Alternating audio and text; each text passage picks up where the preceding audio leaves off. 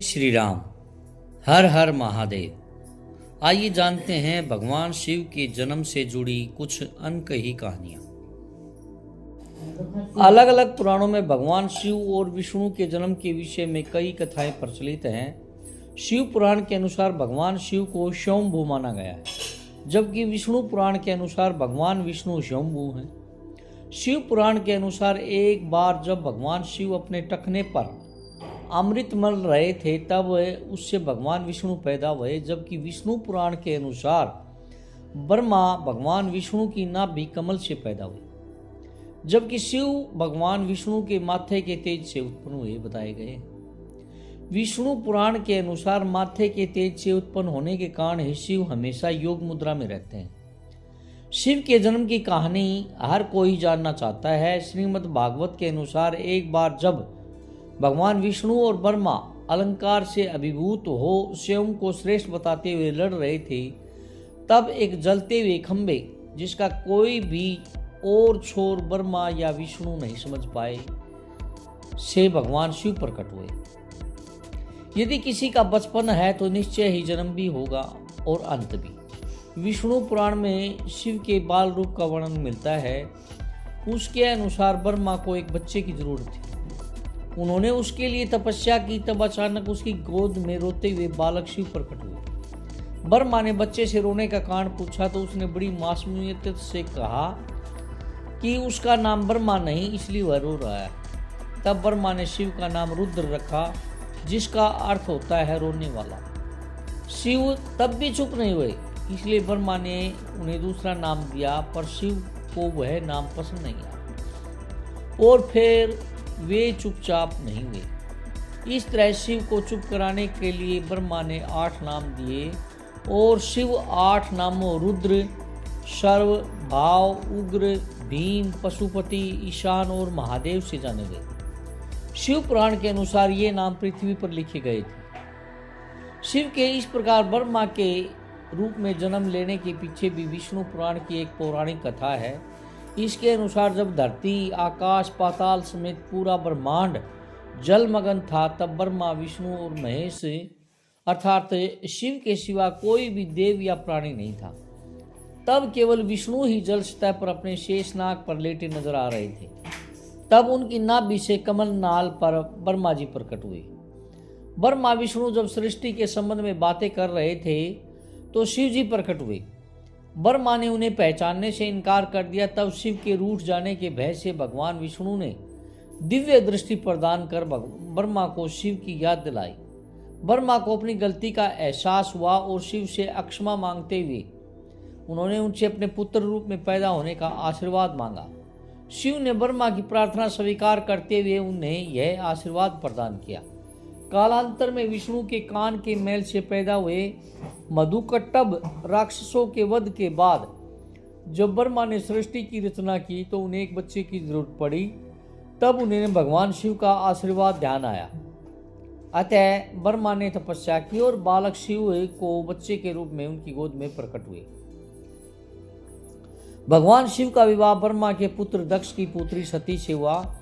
एक बार दक्ष ने के विशाल यज्ञ का आयोजन किया, लेकिन उन्होंने शिव और सती को निमंत्रित नहीं किया। भगवान शिव के मना करने के बाद भी सती इस यज्ञ में आईं। जब उन्होंने यज्ञ में अपने पति शिव का अपमान होते देखा तो यज्ञ वेदी में कूदकर उन्होंने अपनी देह का त्याग कर दिया। जब भगवान शिव को यह ज्ञात हुआ तो उन्होंने क्रोध में अपने सिर से एक जटा उखाड़ी और उसे रोषपूर्वक पर्वत के ऊपर पटक दिया। उस जटा से महाभयंकर वीरभद्र प्रकट हुए।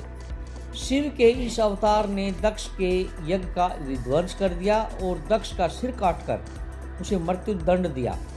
बाद में देवताओं के अनुरोध करने पर भगवान शिव ने दक्ष के सिर पर बकरे का मुंह लगाकर उन्हें पुनः जीवित कर दिया। वीरभद्र के अलावा शिव के 18 और अवतार हुए हैं, जिनके नाम पिपलाद, नंदी, भैरव, अश्वत्थामा, सर्वावतार, गृहपति, दुर्वासा, हनुमान, ऋषभ, यतिनाथ, कृष्ण दर्शन, अवधूत, भिक्षुवर्य, सुरेश्वर, किरात, सुनट नर्तक, ब्रह्मचारी और यक्ष। इस संदर्भ में एक कथा है। एक बार ब्रह्मा और विष्णु में श्रेष्ठता को लेकर विवाद होने लगा। दोनों निर्णय के लिए भगवान शिव के पास गए। विवाद का हल निकालने के लिए भगवान शिव साकार से निराकार रूप में प्रकट हुए। शिव का निराकार रूप अग्निस्तंभ के रूप में नजर आ रहा था। ब्रह्मा और विष्णु दोनों इसके आदि और अंत का पता लगाने के लिए चल पड़े। कई युग बीत गए लेकिन इसके आदि और अंत का पता नहीं लगा। जिस स्थान पर यह घटना हुई वह अरुणाचल के नाम से जाना जाता है। ब्रह्मा और विष्णु को अपनी भूल का एहसास हुआ। भगवान शिव साकार रूप में प्रकट हुए और कहा कि आप दोनों ही बराबर हैं। इसके बाद शिव ने कहा कि पृथ्वी पर अपने ब्रह्म रूप का बोध कराने के लिए मैं लिंग रूप में प्रकट हुआ, इसलिए अब पृथ्वी पर इसी रूप में मेरे परम ब्रह्म रूप की पूजा होगी। इसी पूजा से मनुष्य को भोग और मोक्ष की प्राप्ति हो सकेगी। सबसे पहले रुद्र हुए। उन्हीं रुद्र का एक अवतार महेश का है। उन्हीं महेश को महादेव और शंकर कहते हैं। ये शिव अर्थात ब्रह्मा के समान होने के कारण शिव कहलाए। हालांकि शिव उनका नाम नहीं है। रुद्र अवतार में से एक भैरव है। शिव से भी बढ़कर सदाशिव की महिमा का वर्णन पुराणों में मिलता है। सदाशिव को ब्रह्मा, विष्णु और महेश आदि का पिता माना गया है। सदाशिव की शक्ति को प्रधान प्रकृति कहा गया है, जो बाद में अंबा नाम से प्रसिद्ध हुई।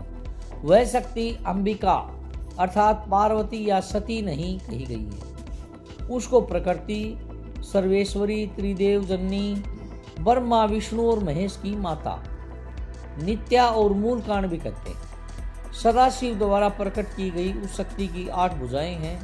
पराशक्ति जगत जननी वह देवी नाना प्रकार की गतियों से संपन्न है और अनेक प्रकार के अस्त्र शक्ति दान करते हैं। वैदिक काल के रुद्र और उनके अन्य स्वरूप तथा जीवन दर्शन को पुराणों में विस्तार मिला। वेद जिन्हें रुद्र कहते हैं, पुराण उन्हें शंकर और महेश कहते हैं। वरा काल के पूर्व के कालों में भी शिव थे। उन कालों की शिव की गाथा अलग है।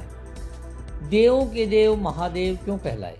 देवताओं की दैत्यों से प्रतिस्पर्धा चलती रहती थी। ऐसे में जब भी देवताओं पर घोर संकट आता तो वे सभी देव महादेव के पास आते। दैत्यों, राक्षसों सहित देवताओं ने भी शिव को कई बार चुनौती दी, लेकिन वे सभी परास्त होकर शिव के समक्ष झुक गए। इसलिए शिव हैं देवों के देव महादेव। वे दैत्यों, दानवों और भूतों के भी प्रिय भगवान हैं।